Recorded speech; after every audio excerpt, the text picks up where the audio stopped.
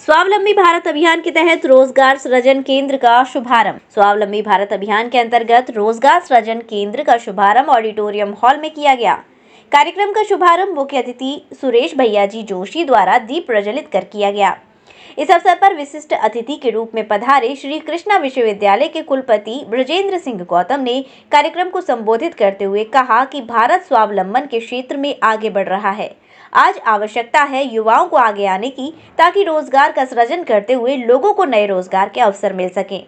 वहीं दूसरी ओर स्वावलंबी भारत अभियान की सह समन्वयक दीप्ति प्यासी ने कहा कि आज प्रदेश के 21 जिलों में एक साथ रोजगार सृजन केंद्र का शुभारंभ किया गया है, जो कि बड़े गर्व का विषय है।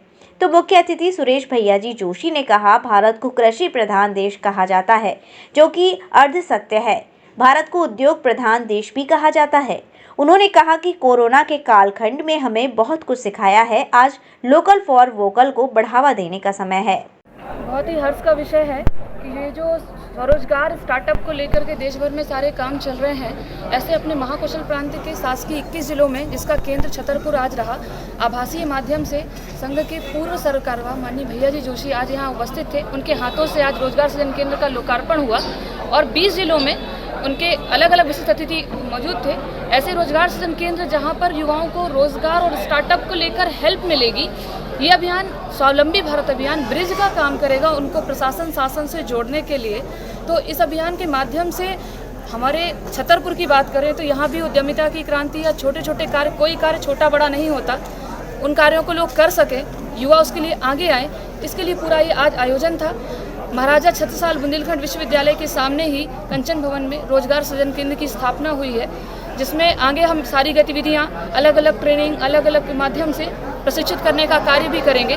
दूसरी इसकी दूरदृष्टि एक और बताना चाहूँगी, जो विकेंद्रीकरण की बात कही कि छतरपुर की योजनाएं छतरपुर में ही बने, वो दिल्ली में ना बने, छतरपुर से फिर दिल्ली जाएं और छतरपुर में वापस आएं, यानी छतरपुर की आवश्यकता के अनुसार यहाँ की योजनाएं बने, उसको लेकर भी भविष्य में हम पहुँचे उस रोजगार केंद्र के माध्यम से। ऐसा सारा आगामी वर्ष में कितने लोगों को इसका लाभ दिलाने का प्लान है या कोई आंकड़ा है अपने पास?